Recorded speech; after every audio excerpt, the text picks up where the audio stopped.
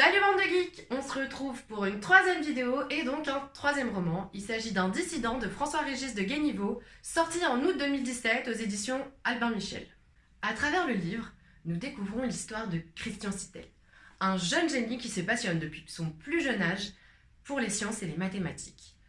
Après sa première année à l'ENS, il se fait embaucher par la mystérieuse entreprise de son parrain qui s'appelle Transca. Le principal but de Transca, en réalité, est d'améliorer les performances humaines grâce à la technologie. Un dissident est souvent présenté comme un roman d'anticipation, ce qui n'a pas manqué de décevoir certains lecteurs. En effet, le roman ne colle pas exactement à la définition que l'on se fait d'un roman d'anticipation.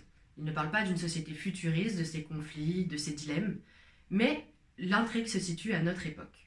Il est évident que d'un point de vue chronologique, l'auteur a choisi une époque charnière. On assiste à la genèse d'un monde et d'un homme nouveau.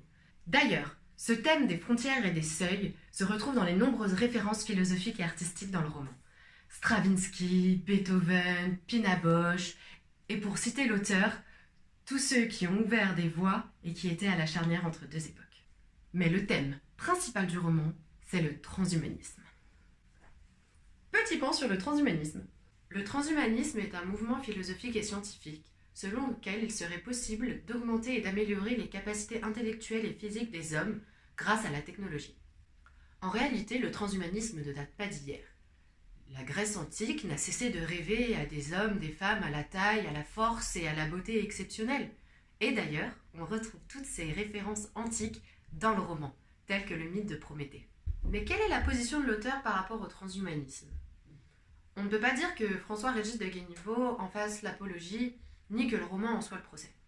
L'évolution des nouvelles technologies et l'avènement de l'homme nouveau est selon l'auteur inévitable.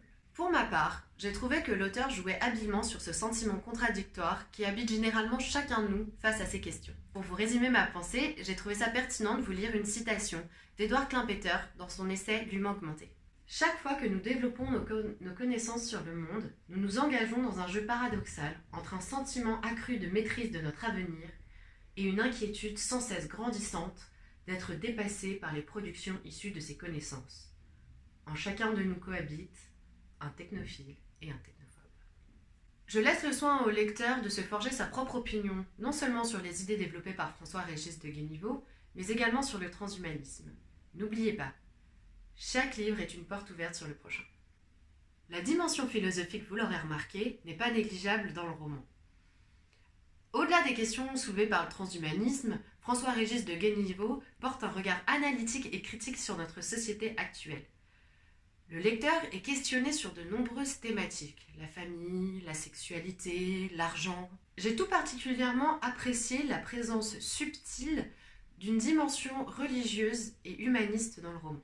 Je pense que toute la clé du roman se situe dans cette dimension profondément religieuse et humaine. Et si, in fine, l'aboutissement du transhumanisme, l'homme de demain, était l'homme qui faisait don de soi et se retrouvait dans l'altruisme. On peut clairement dire, lorsqu'on a tourné la dernière page d'un dissident, que c'est en réalité un roman profondément humain. Nous pouvons donc conclure qu'un dissident est à mi-chemin entre le roman d'anticipation et l'essai philosophique. Ne vous attendez pas à une aventure épique, pleine d'explosions et de rebondissements. Toute la force de l'œuvre réside dans les dialogues entre les personnages très complexes. Je ne mettrai qu'un seul bémol à ce roman. C'est le passage de la boîte de nuit et certaines réflexions sur la jante féminine, mais je suis sûre que vous pardonnerez la féministe qui réside en moi.